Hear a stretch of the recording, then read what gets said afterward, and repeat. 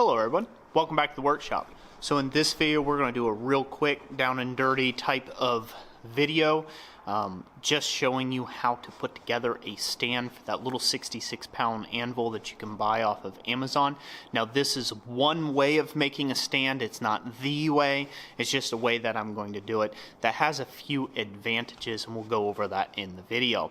Also, if you're new to the channel or you're just watching this video, I'd like to invite you to our live streams that we have twice a month. They're every other Friday right now.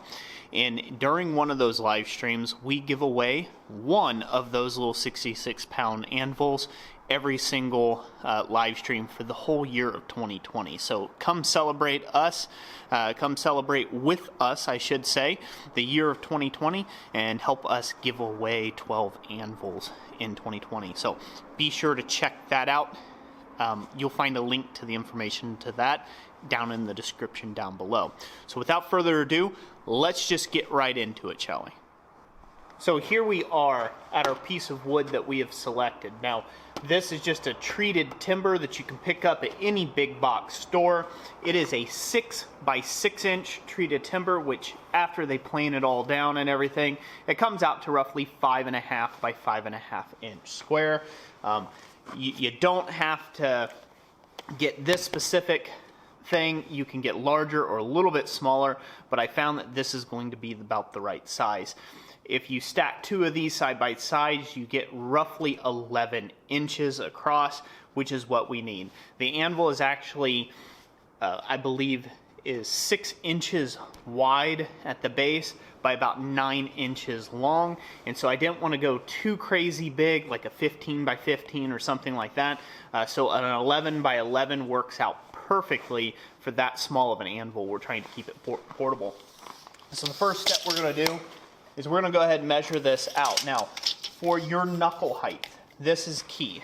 You want your fist to be able to stand comfortably. So stand fully straight up, back, shoulders back, not slunked over, shoulders back, proper posture, and the anvil's face should be just here. Now, the anvil came out to roughly about 6 inches tall. It's actually a little taller than that. It was like 6.25 inches tall. So it came up to right there, 6.25 inches tall.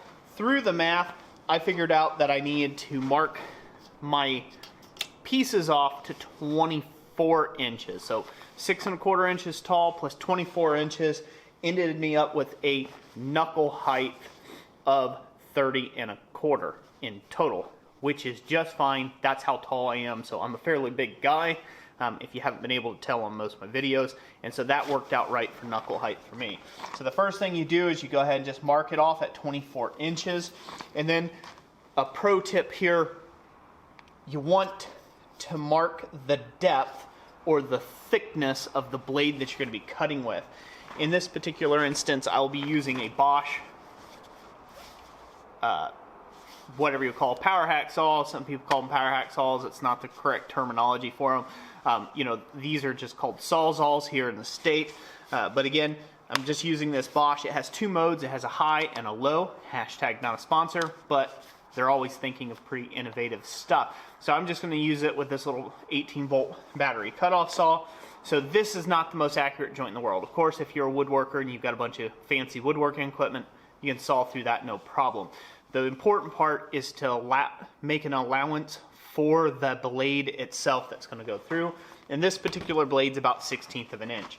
So you're going to measure out your 24 inches or whatever your height is, plus 1/16 of an inch, and then draw a secondary line. And then you're going to cut between those two lines. What that will allow you to do is then map out all your pieces, and they will all come out to exactly 24 inches, or roughly so. So now if you're wearing headphones, you may want to go ahead and turn them down. I'm going to go ahead and cut this.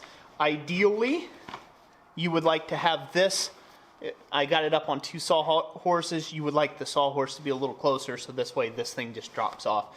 I've got them spread out right now. It's fine for what I'm doing. I'm just going to start the cut on this.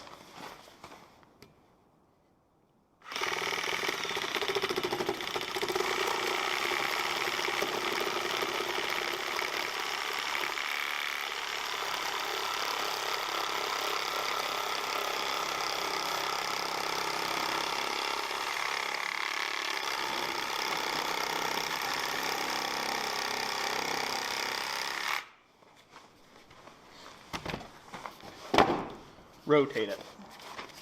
I've went ahead and marked all 4 sides of this.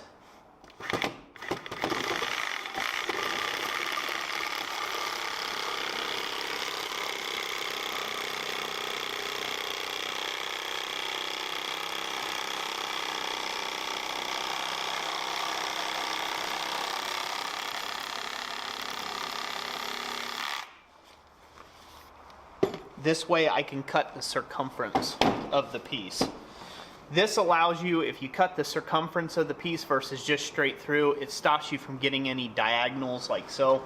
It just helps you be a little more accurate when you're cutting with something that's so free-forming like a Sawzall here. I also used a speed square to draw on lines to the piece. So this has already been drawn up. In fact, I've already got 2 pieces of this cut. So we'll just continue right on around.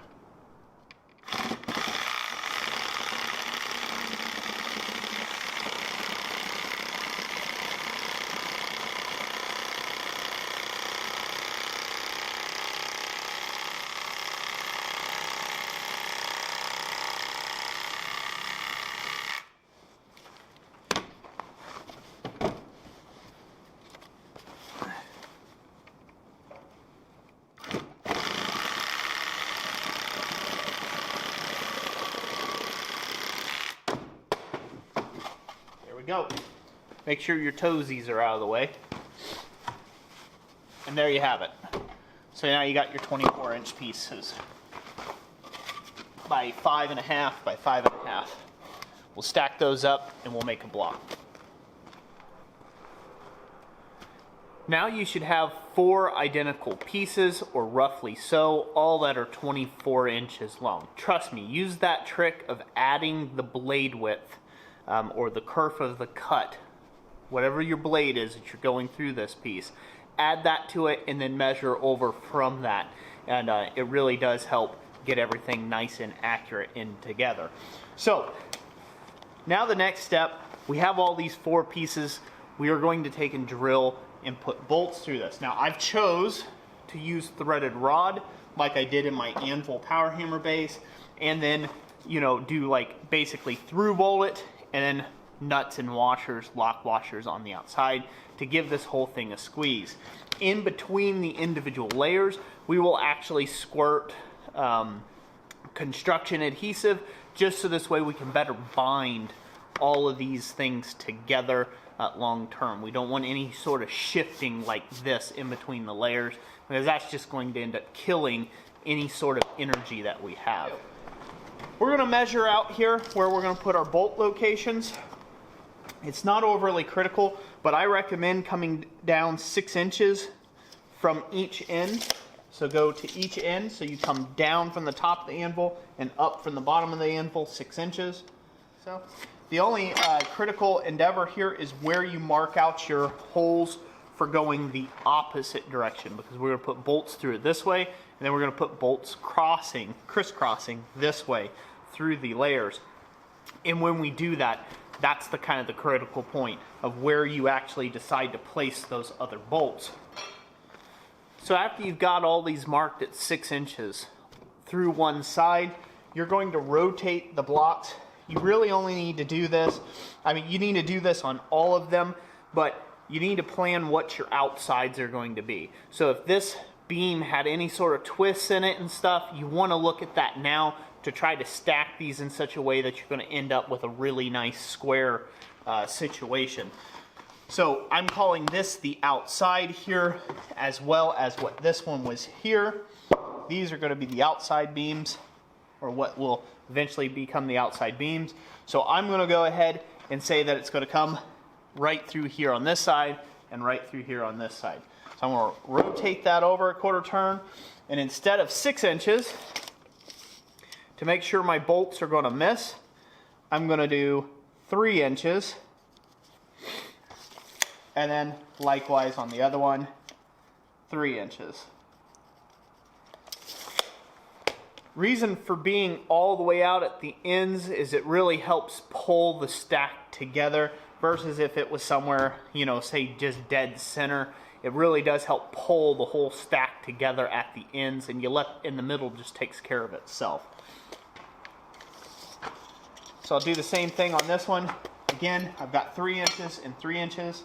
You're just coming up from the ends, half the distance of the others. Coming in from the ends, half the distance of the other ones.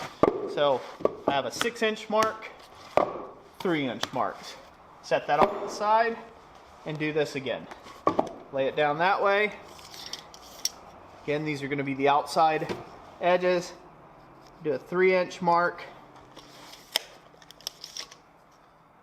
and a 3-inch mark. Oh man, slipped and fell earlier today outside my house, and so my back is really sore.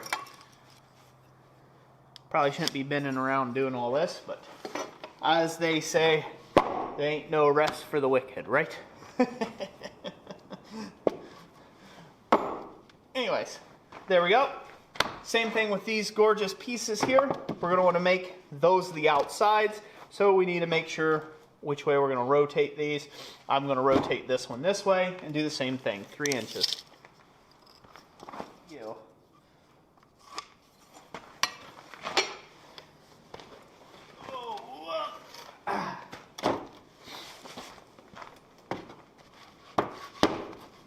All right, there you have it.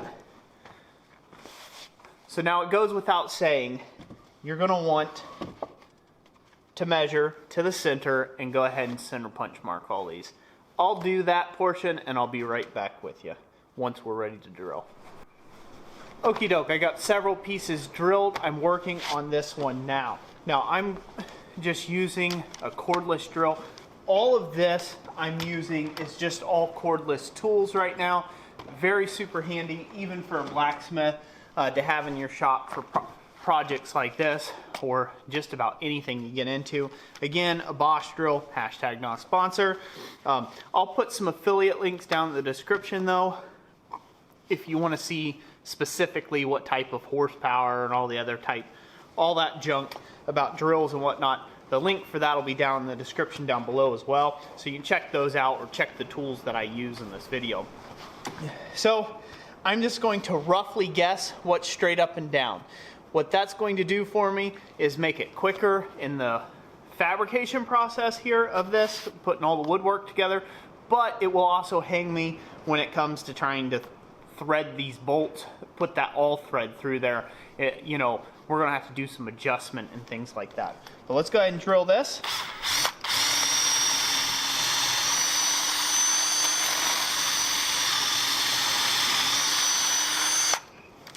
The bit that I'm using here is a 3/8 inch paddle bit for a 3/8 inch hole.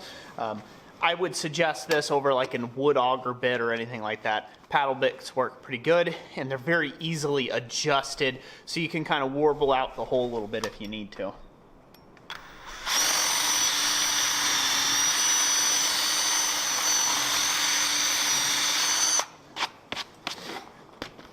Since knowing I'm already going to have problems, I'm doing that to begin with, warbling out the holes.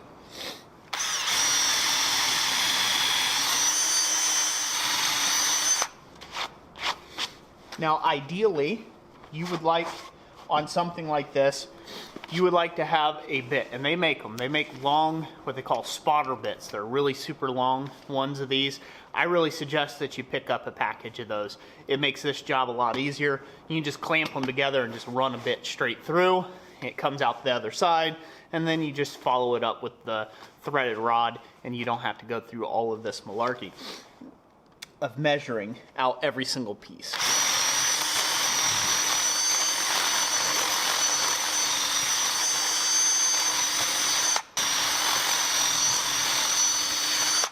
And we're just enlarging that hole just ever so slightly. Again, to make up for the fact that these aren't going to perfectly match up. Now we did the 3-inch one.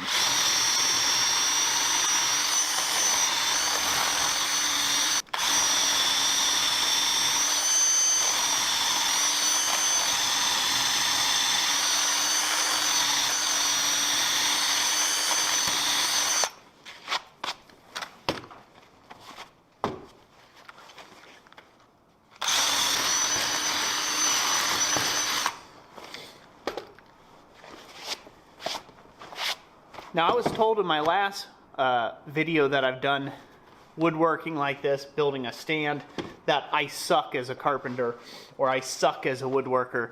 And fair enough, true, and I don't care. This does good enough for what I need it to do, so that's all that matters to me. And so yeah, get over it if you don't like my woodworking skills.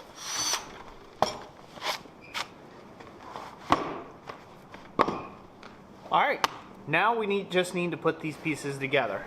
As soon as I get the rod prepped and ready, I'll be right back with you.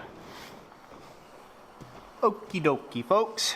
So I went ahead and cut out my 3/8 inch all threaded rod.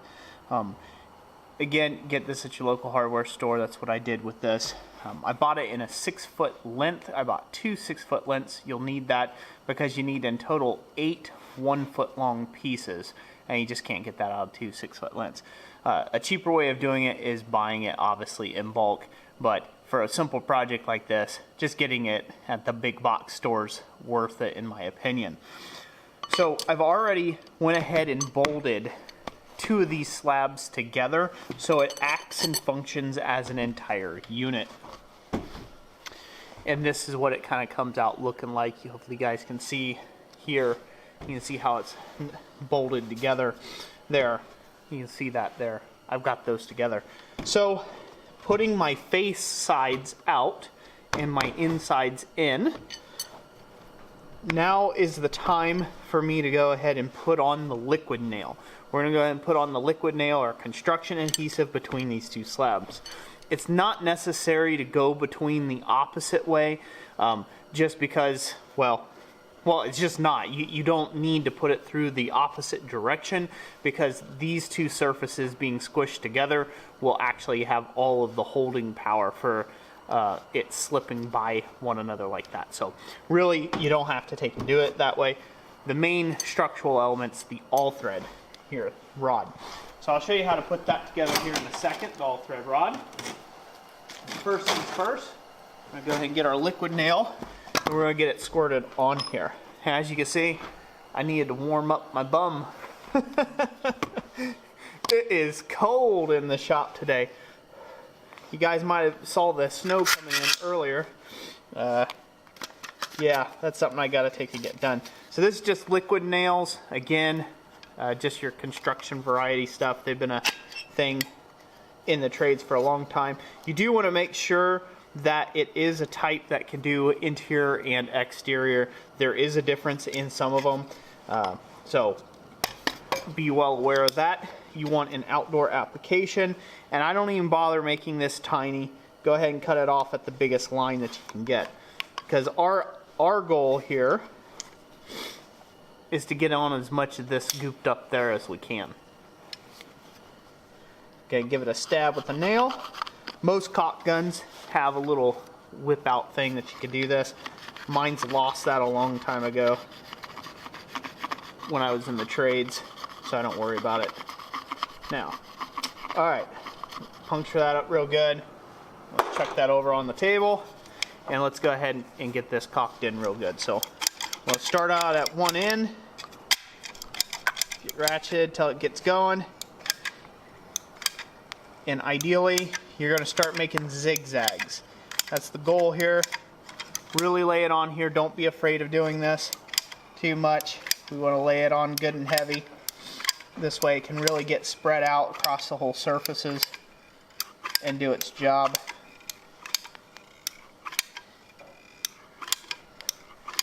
Oh, pretty simple, just like icing a cake. Except you won't want to eat this stuff.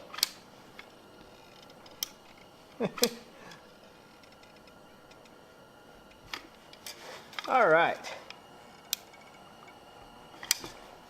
There we are. Always make sure you release your tension, and there you go. So now we can set that out of the way, and we can slap our other block up on top. Don't get this against you, it makes a nasty mess. Again, make sure your outside lines are out. And we put this on there. And I'm just going to kind of smear it around and kind of just get it settled down there, if you will. Now we undergo the process of getting this whole thing put together. I'm going to move this off. I still have it on my stands here, just the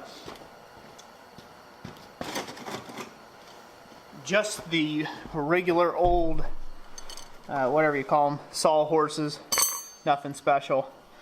The way we're going to rig this up, we're going to take a nut, put it on your piece, your 12-inch piece. I don't know if I said that before. But yeah, I cut each one of these at 12 inches long. So we're going to get the nut on one end, and that's kind of like a thread saver, if you will. Then we're going to put on our lock washer. Slip that all the way up to the top. Then we're going to put on our flat washer. Slip that all the way up to the top. Now we have one unit complete. You can do this for all of them. I'll just set the others aside for right now. Just off to the side here, and get my hammer. I like using a 3-pound driving hammer, they call them. And we're going to go through our first hole here and get this to go right down through. You'll want to hold this upright at first and brace it so you don't bend it. And then I found the hole and it automatically kind of lined itself up.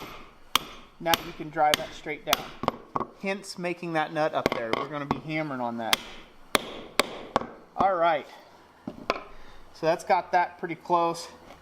And man, that hole was really off. That thing canted this thing about 1/4 of an inch.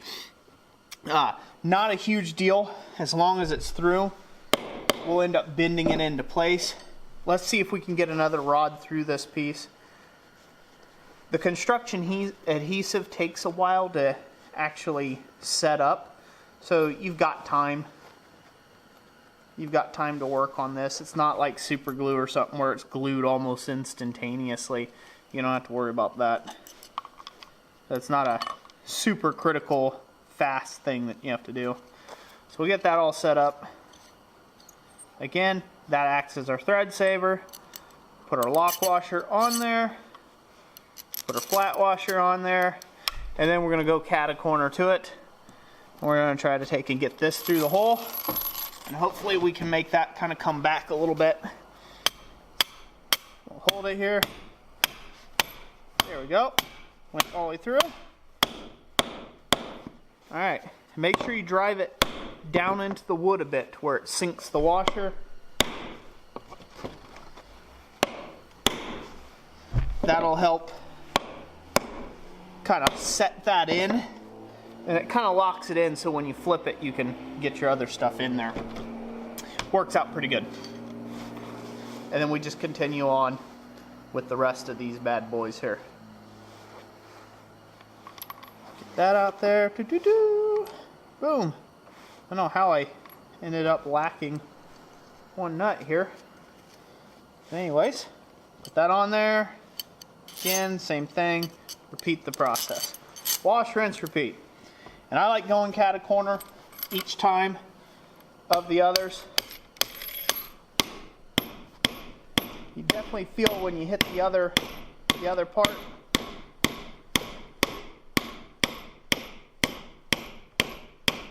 And you're a blacksmith, so if it doesn't go at first, hit it harder. Until it gets all the way through. Again, you want to hit it hard enough that that sinks that little washer in there. It kind of creates the countersink for you. At least that's my opinion of it. You could do what you like, but I like to hit it in like that. It gets it all lined up for me. I don't have to worry about it.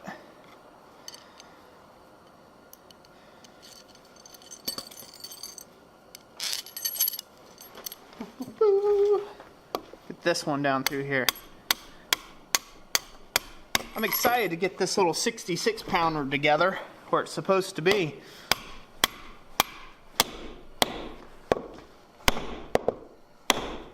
Alright, let's get that down in there. Time to flip her over. And there we have it, out the other side. So as long as your holes are lined up somewhat close, they will go together just fine. Now, on the end, I'm going to have some discrepancies here, but that'll be fixed by just hammering on it a little bit before the construction adhesive gets set up, and that'll slide all those things in line. And what it'll also do is it'll probably bend these all threads a little bit so they won't kind of walk back out of the holes at any point. So it's really not a big deal at all. If it doesn't line up perfect, don't worry about it. Just hit it harder.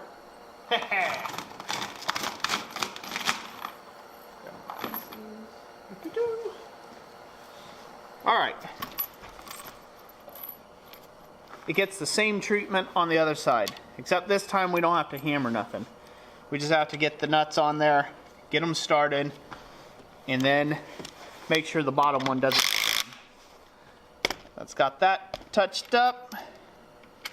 So that over it. Make sure you put your lock washers on there so the nuts don't come back off. This is kind of important because you have to think about this. You're ultimately going to be using this thing, you're going to be hammering on this, and that kinetic energy will find its way to these threaded rods and try to work out those nuts. So you'll want to make sure that you get these as close in line as you can.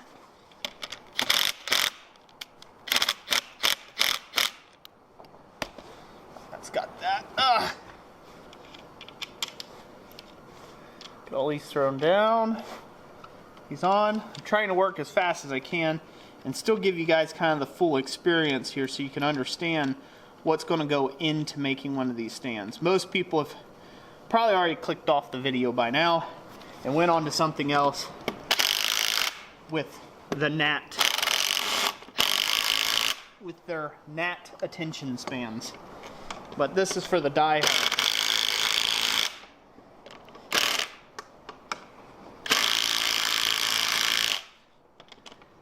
What's funny is I can always tell which one of you people click off my videos and don't watch them all the way through, because I provide all this great information in these videos, like size of the threaded rod, what you can expect in the description to find helpful links and whatnot. I put all this effort into all that, and ultimately you'll still ask the question of like, wait a minute, you didn't ever say what 3/8 rod was. Well, or you never said what you did to bolt it together. You didn't watch the video. You watched 30 seconds at the beginning and 12 seconds at the end, and you expected to find out everything I've done in the video. Just not gonna happen. So it pays to stick around, folks. Pays to stick around.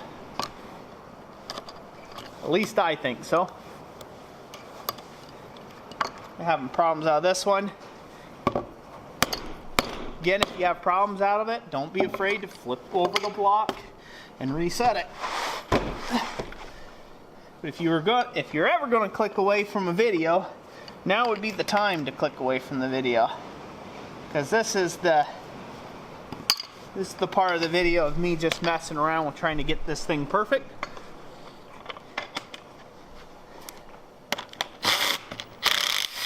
But then you won't know what's coming up in the next future videos. See how it works?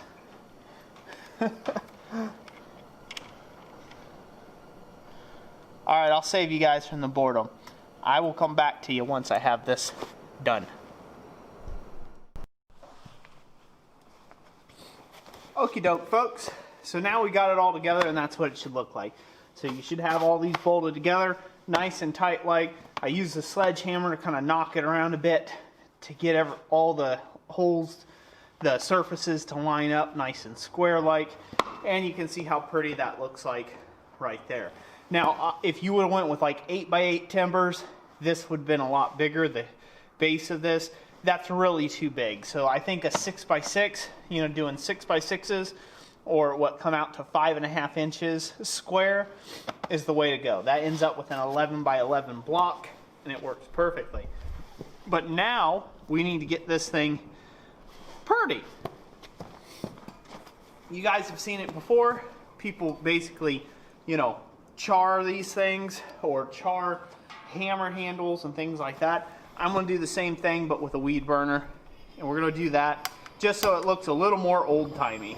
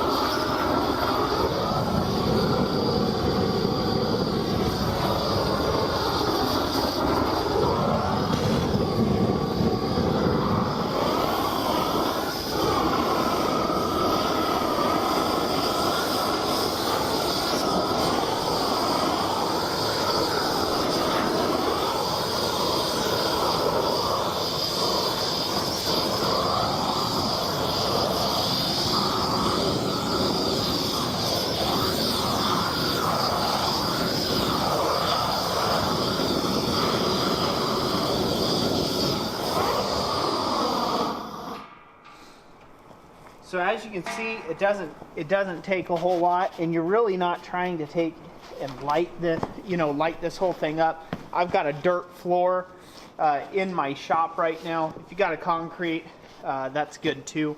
Obviously, if you have something less than a dirt floor, don't do this in a flammable area.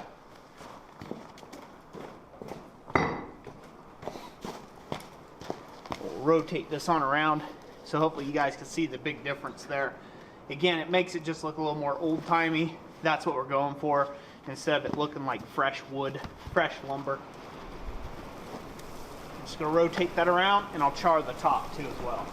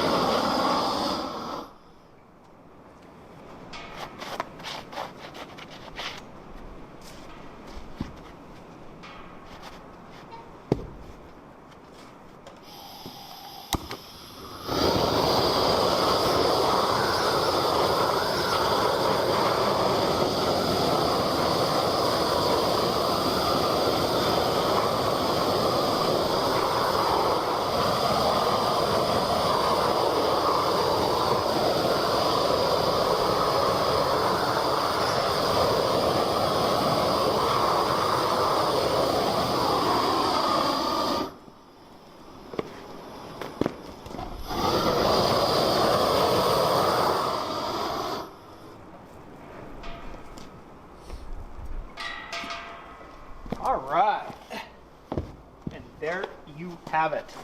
Pretty simple, nothing to it, just to do it. Put it together. Now we slap that anvil back in there.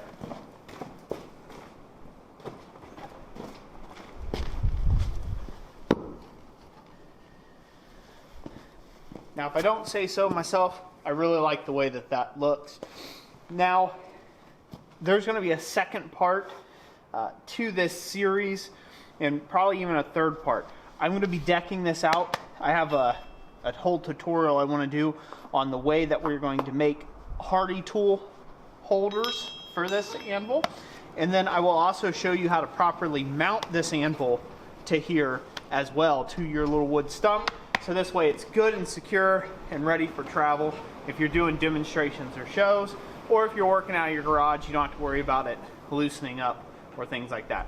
So that'll be in the next video, is how to actually mount the anvil, and the one following that video will be the one where we go ahead and make up the anvil tooling holders for this as well. So thank you guys for joining me. And again, if you like this video, make sure you check out the other ones in the series. They'll all be linked up in a playlist. We'll put a card up here just so you can see that. And then also, make sure you join us in one of our live streams all of this year of 2020, where we will be giving one of these away a month for the entire year of 2020. So thanks for watching, and as always, God bless you.